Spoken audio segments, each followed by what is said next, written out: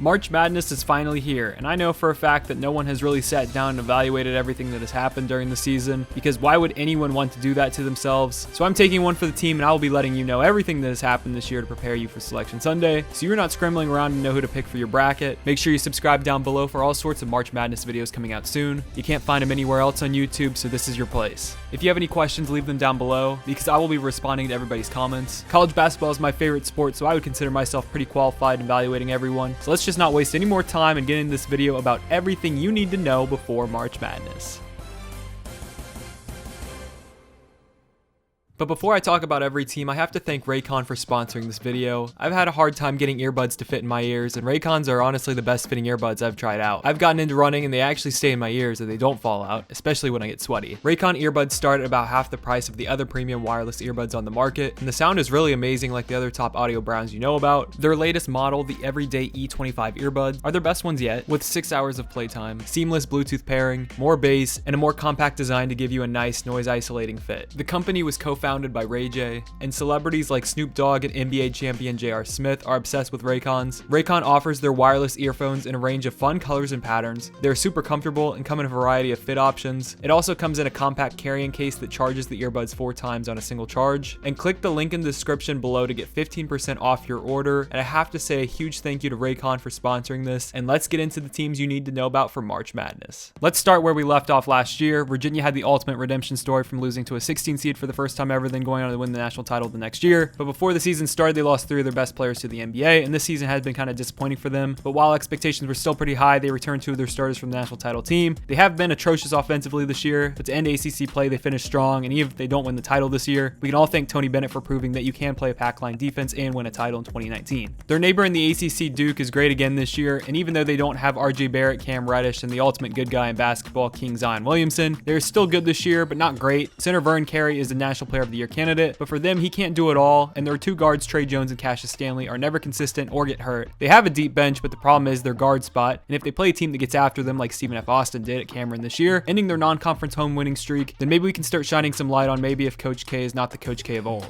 Now the good thing is if you like Duke, then hearing about North Carolina should be fun, and not too long ago they were in 2 national title games, but this season the injury of Cole Anthony has not been able to keep them afloat, and this is their worst season Roy has basically ever had, and despite their preseason top 10 ranking, North Carolina is going to need an ACC tournament title to make the big dance. Kansas has had all the problems in the world off and on the court or doing stupid stuff. They have been in trouble with the NCAA. We'll get a lot of games vacated probably after the season, and they started off rocky and didn't look that solid because they were undisciplined, and then the fight versus Kansas State happened where DeSosa got suspended, but Bill Self went small ball and Devon Dotson is their lead guard. You won on your team, and currently is the Ken Pom Player of the Year. And there are 3 great guards around him, Ochai Agbaji, Isaiah Moss, and Marcus Garrett, who's probably Defensive Player of America, honestly, who has been playing unbelievable currently. And then they rotate their bigs, Adoka Azubuike and David McCormick, and Azubuike is another Ken Pom Player of the Year. Also, this team is kind of unbeatable, and Azubuike has been playing, and right now they're my pick to win the national championship, even though I don't think they deserve it. So yeah, that's Kansas. Baylor has a dynamic roster, but is Scott Drew a good coach? Lead sophomore guards Davion Mitchell and Jared Butler. They're 2 other guards that can score and come off the bench, Maceo Teague and Devontae Bandu. They have Mark Vidal and Freddie Gillespie, who can defend anyone and are tough as hell. And then their 2 wild cards, Matthew Meyer, who shoots out of a cannon sometimes and brings life into the team, and Tristan Clark, who's coming off the bench with an injury, but was their best player last year. They have honestly a really complete lineup, and I've watched them most of this year, and they probably will make the Final Four, but I just don't see them having that killer instinct to win the title. But they are very balanced. They play small ball. This is like the perfectly built team, but they just don't make shots all the time. San Diego State has come out of nowhere. They didn't even make the tournament last year. They start out the year with some really good wins over BYU, Creighton, and Iowa. They have great numbers and check all the boxes, but the thing is they get little bench production. Transfer lead guards Malachi Flynn and KJ Fagan have to carry a lot, but they have 3 great players starting with them in George Shackle, Matt Mitchell, and big man Yanni Wetzel. But I doubt it carries over into March because they have no bench and they have cooled off to end the season. And even if they are not as good as we thought, they're still a great story and have accomplished a lot this season, even if they don't win the title or make the Final Four. But watch out for Malachi Flynn because that man can catch fire. Dayton is my team in my city, so I'm pretty biased. If I could go back in time, I'd much rather them have flown under the radar all year so they could be the hunter and not be the hunted. They have experience. Their starting lineup has great chemistry. They have an NBA level player in center, Obi Toppin. They have 4 guards that can win in Chapman, Crutcher, Landers, and Watson, who can all make plays and have their big stretch four in Mike Sell, who can make it happen. They have cooled off for me a little bit, and they need to pick up their defense. Do I think they're as good as their ranking? No, but March can get wild fast. So if they have a good draw, and don't sleep on this team because they could make it to Atlanta. They have a really good starting rotation. They play small ball and can shoot the three. And I've seen them play up and down, and they never really lose their focus even if they start to slip up. They're always in every game they play, so they will be a tough out. Gonzaga is always around the top 10. Is this their national title year? Probably not. Mark Few is a great team, but I just think they've had a weak schedule overall, and their loss to BYU proves they might not even be the best team in their conference. Their two bigs, Killian Tilly and Philippe Puchasev, are great, but can Wooldridge and Gilder, both senior guards, and their backup Ayayi lead them? That remains to be seen. I love their balance, but I just haven't seen that it factor from them, so I leave it at that. Maybe some Gonzaga fans can hype them up for me, but right now I'm kind of staying a little bit off of them. Florida State is probably the most NBA-like team in college basketball. They have a great coaching staff. They all chip in. They're always a deep team and have height. They have two lead guards in senior Trent Forrest and junior MJ Walker, and they have great bigs. They've been maybe the best team in the ACC this year, and eventually Leonard Hamilton is going to get to a Final Four. This could be the team that get him there, even though it's not his best team that he's had in Tallahassee. Michigan State was number one in the preseason, but their season kind of fell apart. They lack great shooting, and the death of Cassius Winston's brother has hit this team hard. They were supposed to be the best team in the nation, and they haven't been bad in the Big Ten, but they haven't been great. But if anyone can do it in March, it's Tom Izzo, and I feel like he always kind of plays his team down, then they kind of pick it up towards March. So heading into the dance, maybe this is the best thing for them, but Cassius Winston is going to have to do everything in order for them to win, and they have to have secondary scoring, but I'm kind of seeing that lately, so maybe Michigan State is kind of picking it back up and getting back to their old selves. Kentucky started the season preseason number 2, and they have 3 great guards. Maxey started out as their best, but over the season quickly is their go-to scorer, and then you can't forget about Ashton Hagans. They just don't have a deep bench, and they can get into foul trouble because they only have 3 guards, and they rank kind of low on Ken Pom. They lost to Evansville, obviously hurt, and then they lost to Utah and Ohio State before SEC play, but honestly, this has probably been the hottest team since SEC play started, and I think John Calipari has this team rolling, and honestly, this could be the team that gets to the national championship game. You never know with Coach Cal. It feels like always his most underrated teams always get there, so watch out for Kentucky. And they have a 3-headed backcourt, and that can always get you far in March. Creighton has been one of the best shooting teams this year. They might have the best backcourt in the nation with Marcus Zagorowski and Tyshawn Alexander, and this team is one of the best when it comes to shooting the ball. They have their losses, but they've hit their stride in February, and that's what it takes. They don't have a deep bench, and they don't get rebounds, so that really worries me. I don't kind of really know with this team. I have mixed feelings personally. I see a team that could get upset pretty early because I get worried about them getting out rebounded in a game, especially if they have an off shooting night, or I could see a team that could get to the Final Four. They're kind of up in the air for me, so stay kind of cautious. Maryland is tricky. I love to hate them, but I also love them, if that kind of makes sense. I don't trust Mark Turgeon. Maryland fans are always pessimistic when it comes to hyping up their team because they are used to failure, but Anthony Cowan can lead them as a senior guard. They have good chemistry. They've played their best basketball since mid-January, and I have no reason not to believe they can get to the Final Four, but I have to remain a skeptic. Maybe if they had a different coach and a different name, I would kind of buy into them, but just not for now. Louisville has the best team on paper that is not good. I love Chris Mack. He is someone I cheer for, but Jordan Nwora shrinks in big games, and they kind of are a soft team. They've not played great at the end of February, and I just don't see a Final Four team that I did in the preseason. Their defense has dropped, and their perimeter shooting is non-existent at times, which really worries me. This team is on upset alert, but if they keep getting a lower seed, maybe they could become one of those teams that flips and becomes maybe a dangerous team, so it just kind of depends on where they get seeded. Villanova is not what it was a couple years ago, and even though they won it in 2016 and 2018, I don't think that even year streak will continue this year because 1, they don't have the depth, and 2, they don't have the guard play, and 3, they're a young team. I could see them being great next year. Sadiq Bey and Jeremiah Robinson Earl are 2 great bigs, but I just think that they are a year early, and I don't trust their scoring. They look good in games, but not dominant, and they're not a great defensive team like you're used to with Jay Wright, so I would stay cautious because of the guard play, but definitely next year they could be really good. Seton Hall is one of those teams that I've watched the most this year, and they have a great roster, but I've seen them 2 times start off extremely slow in games, and while they did get back into the game, they didn't close the door and win it. They're led by a senior backcourt of Quincy McKnight and Miles Powell, 2 great 3-men and Miles Cale and Jared Rodan, and then Romero Gill is like Taco Fall. They have experience, they play great defense, but their offense needs to be more consistent if they want to get to Atlanta, and they cannot start games slow. Sure, I worry about them just like I worry about Maryland, but when you have a senior-led backcourt, anything can happen. Oregon is led by senior guard Peyton Pritchard. He does it all for them, and sometimes I feel like he does a little bit too much for them. They will probably be without Duarte in March, but they still have Will Richardson and Anthony Mathis to pair with, and when Mathis is on, Oregon is really good. But they're all hot and cold, and their bigs have not been great because of injury problems. Like, I think they're pretty good, and they can go far, but their defense needs to get better because that is a problem for them. Auburn is a completely different team from last year. They rely on their bigs this year rather than their guards, and I think they're one of the most overrated teams in the nation because of that. They were a 3-point shooting team last year, and this year they are actually one of the worst. They have a senior-led backcourt with McCormick and Doughty, and they have 3 really good bigs in McLemore, Wiley, and Purefoy. They're a really balanced team, but I just don't think they're as good overall when it comes to keeping up with the high-flying team, so buyers beware. Penn State finally has had their season, no more mediocrity for them. They've had a really good year, but they've kind of cooled off. They have a great roster, but can Pat Chambers get them over the hump, or will he hold them back? This is going to be a team that gets knocked out early or goes on a run because they have the talent, but can they handle the pressure of March? They are probably the best first half team I've seen, but then after that, they fall apart. Iowa has National Player of the Year Sena Luka Garza and have beat all the good teams in the Big Ten, but honestly, who hasn't? They're a great home team, but they're definitely not the same team on the road. Do I trust Fran McCaffrey to go far? I mean, when you have Luka, you can, but I still remain a skeptic because I think they're just a good home team. BYU is one of the best teams in the nation you probably were not expecting. Their new head coach Mark Pope has them rolling, and when you have an NBA level big in Yoli Childs and have a bunch of seniors surrounding him that can shoot the three, then you know you can do whatever you want in March. They're a top 5 offense and 3-point shooting team on KenPom and are one of the oldest teams in the sport. This is a team that can make a run and have been great since Childs got back, and honestly they remind me a lot of Dayton, but they're not getting the same publicity, so please keep an eye out on BYU because they can get to the Final Four, and I'm not even lying. Ohio State was one of the best teams in the nation to start the season, but their season fell off and they've had to slowly fight their way back into relevancy. I personally love them, but they need their 2 guards, Dwayne Washington and Luther Muhammad, to score in order for them to win, and if they are scoring, Ohio State does have a competitive roster and they have balance. I don't see the team that was a national title contender like I did earlier, but they could be a very sneaky good team, especially if they get a pretty low seed. Marquette is led by Marcus Howard, who's one of the most explosive scorers in college basketball. Even though they could never get over the hump in the past and people don't trust Wojo, maybe they can take some notes from their arena partner in the Bucks and pull off some wins in the postseason. Wisconsin is a team that I felt like was going to collapse after Kobe King left the Badgers, but they've just kept rolling along thanks to Demetric Trice and his running mates Brevin Pritzel and Brad Davidson. I did not think they were that good non-conference play, but honestly, they've been one of the best teams in the month of February, so you have to honor that. I always thought Greg Gard was kind of overrated, but the Badgers have kept rolling, so watch out for them. Florida was a preseason top 10 team that didn't live up to the hype because they are a young team and just have looked really undisciplined. Blackshear has been a great player, but he hasn't been able to carry them, but they have picked it up and have gotten better, but I still don't think they are there yet. I think they have the talent to be one of those teams that goes on a roll, but can they get that done? March is going to be a defining moment for Mike White, so keep an eye out on the Gators because they were a preseason top 10 team. Texas Tech was in the national championship last year, but times have changed even though they still have talent. Chris Beard has risen to one of the best in the sport, and deservingly so. They still have their guards David Moretti and Kyler Edwards, who contributed last year on the team, and their 2 bigs Chris Clark and TJ Holyfield are great, but it's freshman Jemias Ramsey who leads the way for them. I can see them being a sleeper team to pick because of the star power and they pass the ball pretty well, but they have not been consistent and they might not even make the tournament, so be cautious because they do turn it over and panic at times, and honestly it's their older players that do that, but they obviously have the potential to make noise and win a few games, and I really trust Chris Beard in March. Houston is once again in the running to make the tournament. Kelvin Sampson has done such a great job over the past couple of years, and I mean this team could have easily made the past 2 Final Fours. Now they look way different and have a bunch of underclassmen guards. They have looked good and get offensive rebounds and play at both ends of the floor, so watch out for the Cougars because Kelvin Sampson has them back and they're here to stay. West Virginia took a step backwards and were competing in the CBI last year, but Hugs has them back and they should be able to make March. They have some great wins and they were 14-2 at one point this season, but they have fallen off, especially recently. They are not a good offensive team at all. They're probably one of the best defending teams in the nation, but their offense is not there. They might have depth, but they're extremely young, so buyers beware. But they're not going to get a high seed like they were earlier, so they could be a sneaky team if they get like a really low seed, but their offense is not good. Michigan has probably had one of the weirdest seasons out of everybody. They have one of the best backcourts in the nation with Xavier Simpson, Eli Brooks, Isaiah Livers. They've had some great wins. They started off winning Atlantis, which was crazy, but then things fell apart after that, but they picked it up in early February, but they've kind of slipped up as of recently. I don't know where they're heading, but with that backcourt, honestly, anything is possible. So keep an eye out on Michigan, but don't get too caught up in them. They're the perfect team to pull off a run or lose their first game. Arizona took a year off last year in the quest to get Sean Miller to his first Final Four, but this year I have no clue with this team. They might have the 3 best freshmen in the sport in guards Nico Mannion, Josh Green, and center Zeke Naji, but their youth has killed them in games. They've played well versus a lot of good teams like Illinois, Baylor, and Gonzaga, but they also have some really bad losses. This team has boom bust written all over them. Honestly, I would laugh so hard if this is the team that makes the Final Four for Sean Miller. They have the talent to seriously get there, but things have to get wild in order for that to happen. I would stay cautious, but do not sleep on them, but don't get too wrapped up in them either. Butler was not supposed to be great this year, but they've exceeded those expectations, and they started out the year 15-1. Now they rely on the star player Kamar Baldwin probably more than any other team in the nation. Now he can wear the cape and be a superhero. I still think they're really good because of that, and they play a slow tempo, and they don't shoot themselves in the foot, but they definitely lack star power talent like other teams, so they can do damage, but I do think that they could probably get out talented by some teams, and I don't think they're as good as they once were.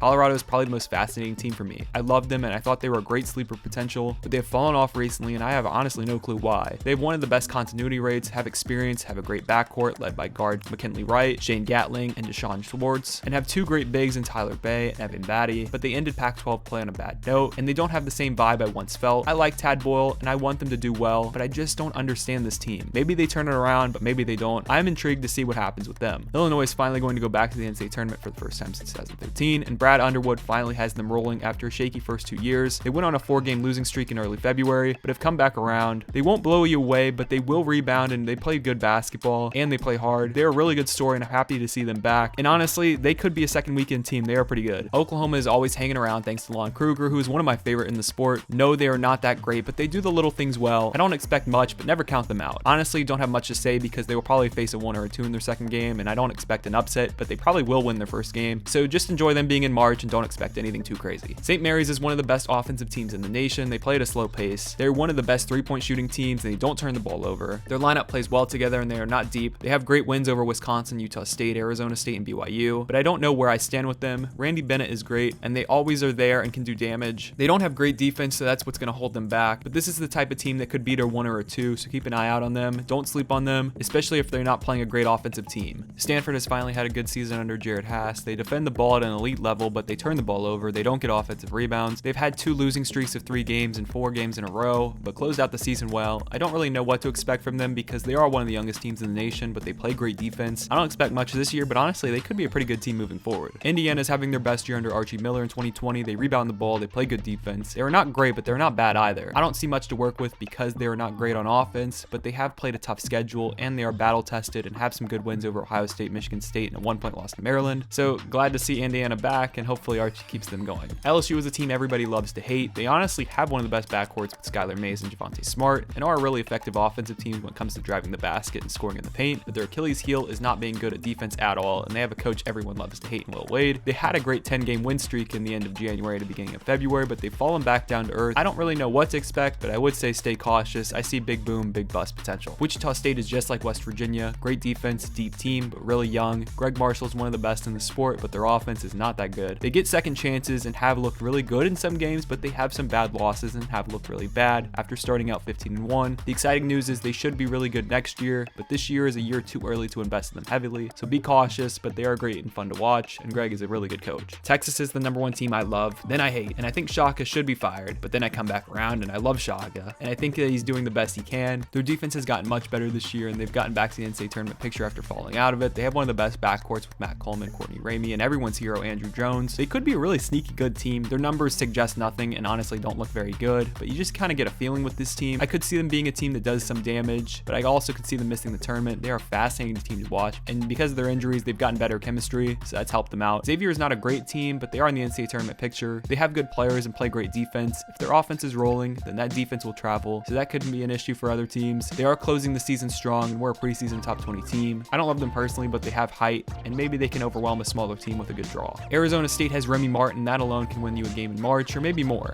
They are a defensive team first, and that is good. I don't think they are great, but I mean, they have Bobby Hurley on the sidelines, so that's kind of all you need, right? They get up and down, but again, their offense is probably going to hold them back, but if Remy is scoring, then they can win a game. UCLA is back, and Mick Cronin is the head coach. Shout out to Mark Titus for that. The Bruins have had the most memorable season, going from 8-9 on January 15th to going 19-12 and playing their way into the NCAA Tournament. They are one of the youngest teams in the sport, so credit to Mick Cronin for being himself throughout all of this. I would caution you from that standpoint because none of their stats are really eye-popping, but they get offensive rebounds, so keep that in mind. Providence played their way back into national relevancy. They started off the year terribly, and Ed Cooley was not in a good spot, but they found their way. Their defense first, their rebounding offense. They are not that great, but they've beaten Creighton, Butler, Villanova, and Seton Hall, so they have wins versus everybody that you would want, and they have experience. I mean, they were supposed to be good in the preseason, but they just really didn't live up to that. But you know what? They've turned it around, so shout out to the Friars. USC is honestly one team I haven't watched play this year, but they have Jonah Matthews, who is a senior guard, and Onyeka Okongwu, who played at Chino Hills with the Ball brothers. Utah State is a disciplined team that beat Florida and LSU, but they also lost Air Force and New Mexico. They made it to the tournament last year, and I think pending the right matchup, they can get a win because they rebound well.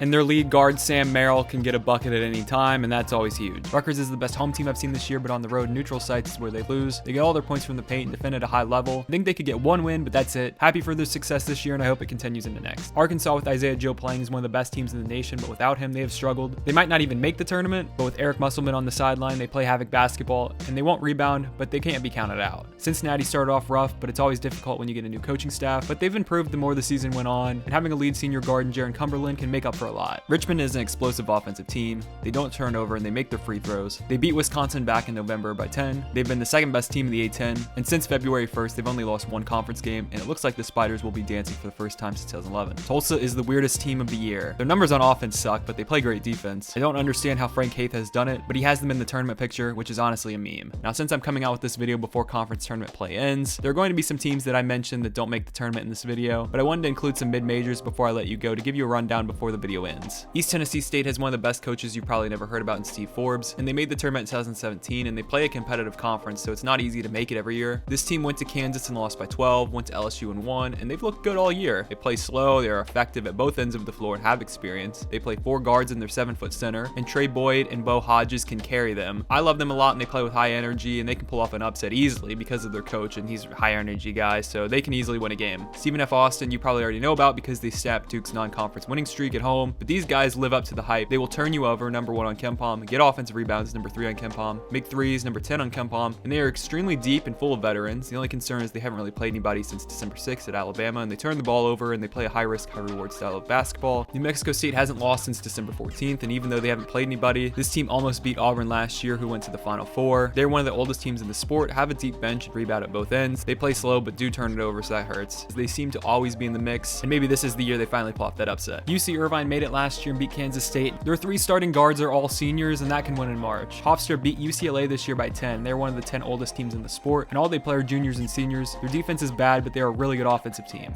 North Dakota State doesn't turn the ball over. They get defensive rebounds and make their free throws. They have experience, and their lineup plays together a lot, led by their 3 senior guards. They have beat East Tennessee State this year and have only lost 1 time since January 23rd. Akron is not a mid-major, but they could definitely win a game. They have 4 seniors and 3 juniors that get minutes. Their starting point guard, Lauren Tristan Jackson, is one of the best in the nation that no one knows about, and he's 5'8", so you will love him. One of their best scorers' names is Tyler Cheese, so that's an automatic win. They honestly have one of the best backcourts of any team that is a mid-major and get a lot of points from 3. They lost to West Virginia by 10 and Louisville by 6. John Gross went to the Sweet 16 at Ohio, so why not Akron? They're one of the oldest teams you can find, and all their numbers are pretty decent. They might be the best team you haven't heard of this year, and they could break your bracket. Liberty pulled off an upset last year when they beat Mississippi State, so they can't be slept on, and they start off the year 14-0. They play a slow tempo and are really good at both ends of the floor. They're a well-connected team on the court because they don't have a deep bench, and Caleb Holmesley is a bucket getter. It's hard to win back-to-back years as a mid-major, but they should be able to pull off an upset because they play disciplined and smart, and they're one of the best defensive rebounding teams, and they don't turn the ball over. Yale is probably going to represent the Ivy League, and last year they lost to LSU in their first game, but it was close. They beat Clemson, lost at Penn State by 2, lost at North Carolina by 3. Yeah, I know, not crazy, but I had to mention it. They're effective from offense and one of the best defensive rebounding teams, and the Ivy League always plays a close matchup in the first round. This is not the best team I've mentioned, but they get defensive rebounds and can make it from 3, and that is always the right mix. Belmont is an efficient offensive team that has not lost since January 25th. They don't have Dylan Windler or Rick Bird anymore, but Casey Alexander is a great coach, and they don't turn it over, and they're really efficient in the paint. They won a game last year in March, so watch out for the Bruins.